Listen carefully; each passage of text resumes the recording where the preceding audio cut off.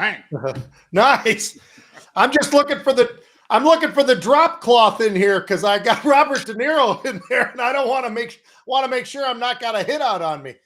Actually, 151. That's why I got that finger there. Nice, 151. The Well pen's done. in the other luggage. Pete, Yeah. I'm telling you, it was the worst. I arrived yesterday at about 5:30. Okay. You know how long it took me to get to the Upper East Side from LaGuardia, which is normally a 25-minute trip at most? Hour and a half. 2. And the reason it took 2 hours, folks, was that apparently the former president and the sitting president were both in town. Great. And you don't want to be anywhere near a city where both those two bozos are there. Yeah, Bozo 1, Bozo 2. Oh, my God. Pete, they closed Madison Avenue, which you know is a huge street. Yeah. They closed Fifth Avenue, and they had numerous other side streets blocked. So I'd say I was on the JFK Triborough for probably most of an hour, and then the rest of the hour between basically, call it Lower Harlem and the Upper East Side. They might have to change that to the Trump street or whatever, John. He went after that CNN gal yesterday like a champion, I'll tell you that. That was pretty interesting. That was very interesting. Wow. Well, welcome to the Rebel's Edge, folks. Pete Najarian, John Najarian, and Jared, who's going to be handling all of the sound effects, dancing bears, dice, any of the stuff that, you know, other than that clapper, Jared's doing all the rest of it. I'll tell you what, that bear just kicked that bull somewhere pretty hard and got him out of there because the bears are out, John. There's no doubt. The bears are out. Yeah. Well, as you know, folks, we start off with the macro minute. So let's get started. Macro minute. Pete, previously markets were pricing in a 78% probability of a pause by the Fed for their June meeting. And now it's over 98% pause for June. So I'm saying that is my market minute. And I'm going to add to that, John, that we got CPI. Everybody reacted to that. We get PPI. It's a little bit cooler than expected. People started to react to that. And the markets that started off a little bit more on the calm side, I would say, started to get a little bit of a fuel into it and started to get a little bit more volatile as people started to digest some of that information. We ain't done yet. We still got economic news coming, but that and earnings is absolutely what's really driving the markets. And by the way, a little sprinkle of regional issues in the banking world that continue to pop up. There's a lot going on in that's really shifting things around right now. And Pete, you're leading me right into fantastic futures. Fantastic futures. Well, Terry, that one's for you. Terry Duffy, CEO of the Merck. This, Pete, fantastic futures today is that they are still falling, the 10-year futures, indicating that we're seeing 3.35% interest. We've been up over 410, Pete, as far as interest rates. And the last few interest rate hikes by the Fed have been met by, well, you're going to have to take it all off. So we're betting that the interest rates go down, which means bonds up. Yeah. I think that continues, Pete. On top of that, John, you know, a lot of the time you and I have talked about a lot of the different areas within the different sectors. And we talk about gold, we talk about silver, we talk about black gold when we're talking about crude. How about copper? Copper right now, John, November of 2022, copper was $3.69. In January, it ran all the way up to $4.26. Where are we now? We're back down to $3.69. We have round tripped in a hurry, and it's not that far away from the July lows of $3.23. So copper is definitely something that just continues to get a little bit of a pound, and it's going down like Frazier right now, John, for sure. It is, Pete. I was watching that one as well. And I think the reason, folks, that our fantastic futures with that 10-year are so low is for this next reason. PAC West. Ooh, because PAC West was down over 30% overnight. And the reason is simple. They lost 10% of their deposits last week. And last week, Pete, was a pretty calm week, relatively speaking. But obviously, some people knew that was coming, because you remember a couple days last week, Pete, when it was down 80% for the day? I do. And you're the one that was pounding the table for it with our unusual option activity. And boy, did we have it, folks. We had unusual option activity in Pac West.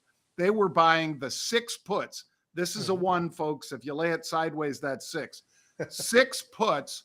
They were trading those, and they bought them in big numbers. And those puts went from 45 cents all the way up to $1.90 so far today, Pete. And they can go higher. They can go higher. But it's absolutely wise to take profits, right, Pete?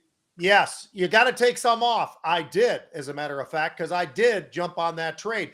John, we talk about it all the time. We talk about it within our inner circle and with the guys over at Market Rebellion and anywhere else that you and I have been of late.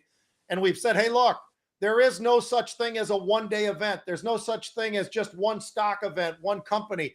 It's going to be more. It's just like when you find a rat, you know there's more, right? Well, we found that rat, and then we found another, and then we found another. Then we found these jackasses because, John, they lost, as you said, 10% of the depositors in a week. I mean, what does that say? I think it says to me that there's a heck of a lot of nervousness going on out there.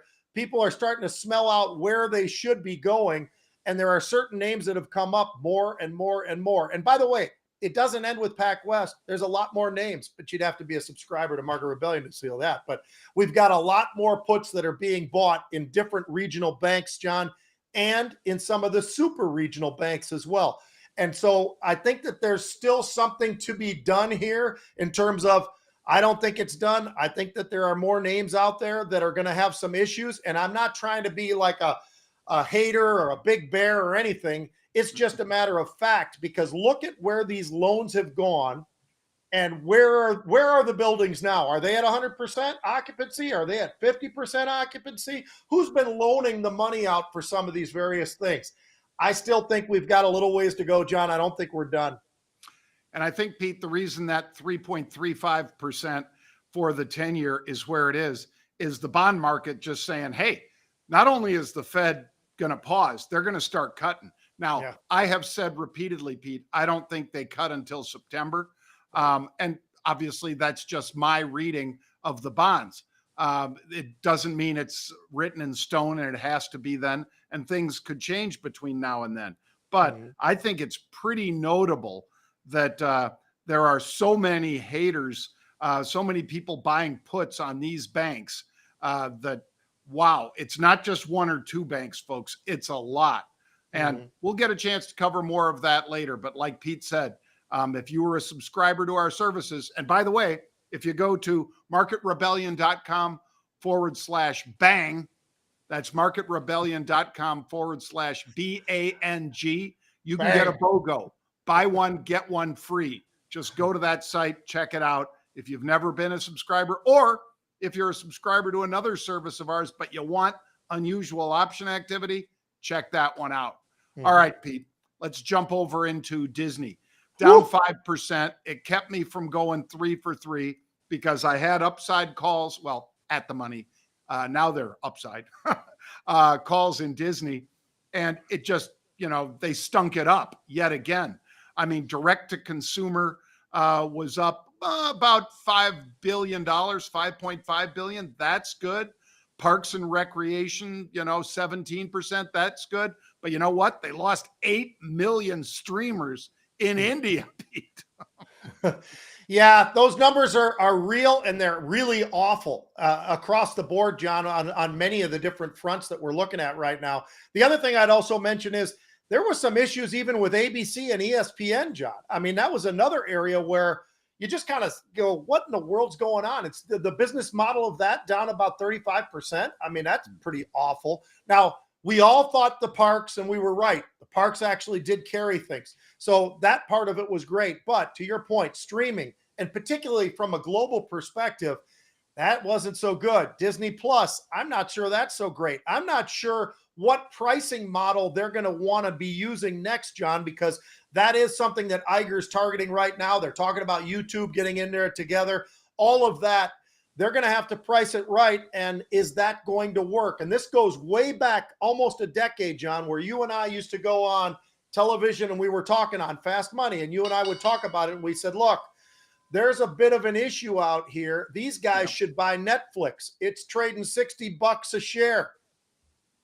Crickets. That's what it was. Crickets. That sure would have put them in a pretty good spot, I think, John, right now. And I'm, obviously it's always easier later, but it was easy at the time. That's the problem. It was a deal that could have been done, should have been done. They'd already done other deals. They did the Marvel deal, but this one they did not. Yeah. And Pete, as smart as that would have been, because of the billions of dollars that they've lost, straight out lost, just boom, right off the bat, in the streaming service. And now they're trying to do the ad supported streaming service as well, where they charge you a little less, but you got to put up with ads and things. And I don't think those dogs hunt, really. I think straight out free if you're just going to do it, but we'll see. Anyway, I think the other thing, Pete, is that these guys, Iger, as much as everybody thought he was a genius, now he's come back and he's fighting with DeSantis just like his previous guy did. And over what? Instead of just saying, okay, I'm not going to call it the Don't Say Gay bill or whatever the problem was. Instead of that, he's saying, well, do you want our business or not? Last I checked, it's kind of hard to get up and move Disney World, Pete, and all their studios down there. Probably not happening. I mean, if you threatened us with that, folks, I dare say we'd say, have at it. I don't think you're going anywhere. I know you film your Marvel movies up in Atlanta and all that, but you're not moving a theme park out of here. So anyway, they should both just bury the hatchet. It's just stupidity at this point. They should. All right. Sonos, Pete. Another sign that the consumer is having trouble, because these guys are those speakers, wired or wireless speakers in your house, that basically, make it a better experience for watching things like Disney Plus. But guess what? People aren't buying them right now. And the leadership says they might not be buying as much as we thought in the future either. Yeah, John, when you look at what their numbers really look like, they look terrible. There is a decent size short within this company as well, which we talk about all the time. But I'll tell you what, the guidance that they gave didn't give anybody any more confidence that, well, maybe there's some promise somewhere, because there isn't. And they're talking about demand issues. They're talking about a lot of different things. And this is just slowly kind of doing this, John. I shouldn't even say slowly. Maybe it's pretty rapidly doing one of these swirls like a toilet. And somebody's flushing it. And if they can't get this thing turned, this is going to be a major problem, because they've been sinking. It's now down about $16, John. 13 to $25 is the 52-week range. I wouldn't be surprised at all if in the next couple of weeks you maybe test those 52-week lows, because right now, looking ahead, I don't really see where the opportunity is. And if demand doesn't pick up in a hurry, these guys are going to start burning through some of that cash as well. Right. Well, Pete, it's yet another sign, like I said, that the consumer is softening. Not done, but they're softening. All right. And I'll feed that into this too, Pete, because Tapestry, TPR, it's up double digits. Why? Well, different consumer. It's not middle-class consumers on down. It's more or less middle to upper consumers, because Stuart Weitzman shoes, Coach, and Kate Spade. And those aren't cheap. Now, I know you see them at some retail outlets, off price. But other than that, if you look at the real price that they sell these things for, they're on the upper echelon, Pete. And they're doing just fine with the upper buyer. Yeah, they gave some great numbers already, John. We talk about this being one of those 1%er type stocks, right? I mean, it's the guys who have, and gals who have all kinds of money. This is really not a big deal for them.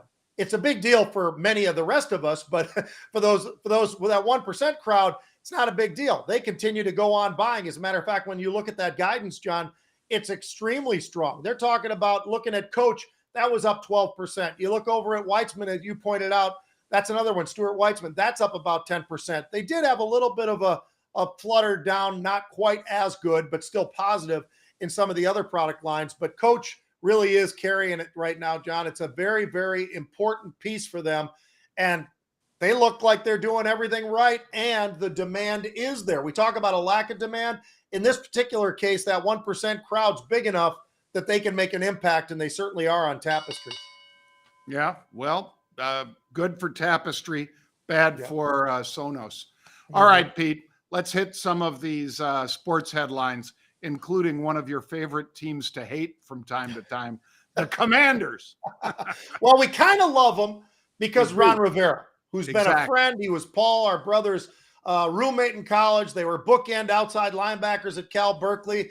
John knows him obviously really well, but also the guy was in Chicago as a linebacker, Philadelphia. He played, he's coached, he's been a head coach at Carolina. He's done it all. I mean, Ron's had a wonderful life, and he's had a lot of headaches since he's been at Washington because of the ownership. Well, they're trying to change the ownership, John. They obviously have pushed this whole thing. And we've got this guy, Josh Harris. And for the people who don't know who Josh Harris is, he was a part of a big financial group, Apollo, and the private equity. He's got a lot of money. He owns the New Jersey Devils already. He already owns the Philadelphia 76ers. He's got a $6 billion bid on right now in the NFL for the Commanders. Here's the one problem. He's got too many people that are part of this deal. They only allow a total of 25. And apparently he wants to have more than 25 owners. On top of that, he has to have 30% of his money as part of the deal. So that's nearly $2 billion when you're talking about $6 billion. So it's a little bit of money, not that he doesn't have it, but it's an interesting situation, John, because as of right now, they're saying this is not going to go through. And if it doesn't go through, the meetings are May 22nd. If it doesn't go through, the next meetings are not until October. So what are the chances, John? Because I think there are good chances, but I'd be curious what you think. Can somebody else come in and say, you know what? So $6 billion is what they offered you. Well, what the hell? We've had a chance to kick this around. We see the NFL. Maybe we'll give you 6.5. Somebody out there might jump this whole thing. And if they don't step up and he doesn't cut back on some of the ownership and he has to put up 30%, they're going to be sitting with a little bit of a problem because they will not get approval unless they have all of those numbers set up the way they need to be set up. That's why the NFL is king. They don't fool around about stuff like this. Yeah, and they don't let you finance very much of the deal at all, Pete. Right. They have to know that you've got the cash. And, you know, quite obviously, Josh's group has the cash. Yeah. But I think that it's highly likely. Here we are, the 11th, Pete. You got 11 and 12 days because they have that 2-day meeting, May 22nd and 23rd for the NFL.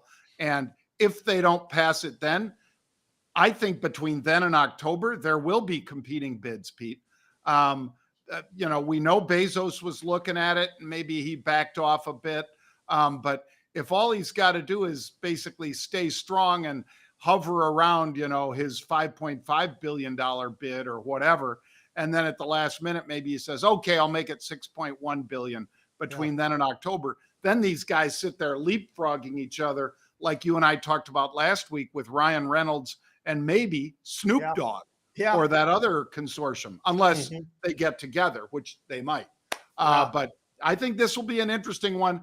My money's on it not being resolved till October, Pete. I agree with you, and I do think you're right. I think somebody else ends up buying this thing, unless this group gets themselves together, which they haven't so far, and they've had the time to do it, John. So why haven't they done it? That's kind of a curious question as well. All right, John, so Bo knows everything. We're talking about Bo Jackson. Bo is one of the greatest athletes, in my opinion, the greatest athlete, maybe ever.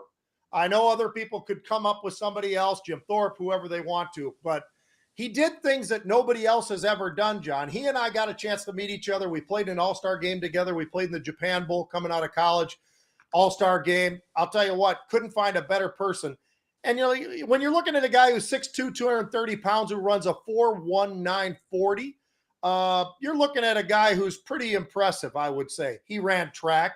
He did baseball. He's the only athlete in the history of pro athletics to be an all-star on two major North American sports, one being baseball, one being football. I mean, you can't say enough about how great this guy was. He won the Heisman Trophy. I mean, he's done so many things, and he's been generous, and he made a lot of money as a smart guy would by taking advantage of that and the whole bow nose thing with Nike long ago.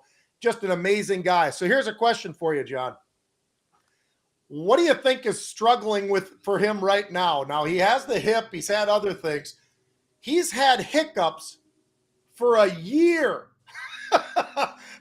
He didn't have hiccups overnight. He didn't have them for a week or two. He's had hiccups, started last July, so it's basically a year, almost a year. He's had hiccups day and night. He's had the hiccups. So he's finally going in for a surgery that hopefully can give him a little bit of relief, because can you imagine being this guy and having hiccups for an entire year? I mean, when you sleep, when you walk, when you run, when you do anything, and you're sitting there,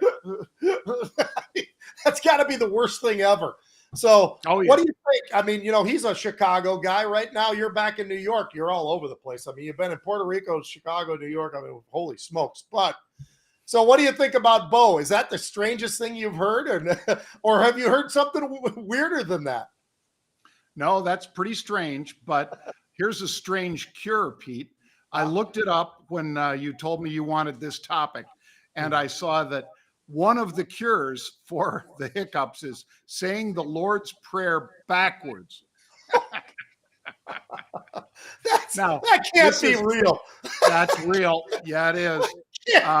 Now, there were several others: taking an entire tablespoon of sugar, drinking water from a glass that's covered with a paper towel. Let's see, scaring somebody, of course, that's been around for a while. There's a feather trick, Pete, and this is basically this one Athenian, this Greek guy, had hiccups, and basically he was nervous, and so in order to get him to stop with his hiccups, they used a feather to go down his throat and tickle his throat with that. I got to believe, unfortunately, poor Bo has probably worn himself out, although I'm thinking maybe it'd be good for my abs, Pete, but I wouldn't want. It could be like a master crunch thing. Well, I'm just thinking about the positives. But I will tell you this, John. He did try, literally. Now, I can't tell you everything he tried, but many of the things that you were talking about, he has tried them all. I can't speak for doing the Lord's Prayer backwards, but outside of that one, which I had never heard of, I think that he has literally tried everything, as you can imagine. I mean, if you had this for a day, you'd probably try the feather and everything else. I was glad when you told me where the feather was going. I was getting a little bit nervous about that whole thing. Well, I can't blame you for that. Yeah. Well, that's going to do it for us, folks. I am heading over to Fox. I am going to be on with Charles Payne at 2 p.m. Eastern time. So I'm really looking forward to that. And then I'll be giving awards for the Hedge Fund Awards, Pete, 20th anniversary of Institutional Investor Hedge Fund Awards over at the Mandarin Oriental Hotel tonight. Cool. So that should really be fun. Lifetime Achievement Awards, Bobby Axelrod, all those kind of people will be there. I know somebody who's probably not going to be there, but I'm not going to say his name. Slightly older gentleman. Slightly older. Had a lot of stuff probably hanging out. He's probably down in Florida anyway, Pete. Yeah. All right. Thanks for joining us, folks. Have a great day. We're back Monday with another Rebel's Edge, 1 p.m. Eastern time.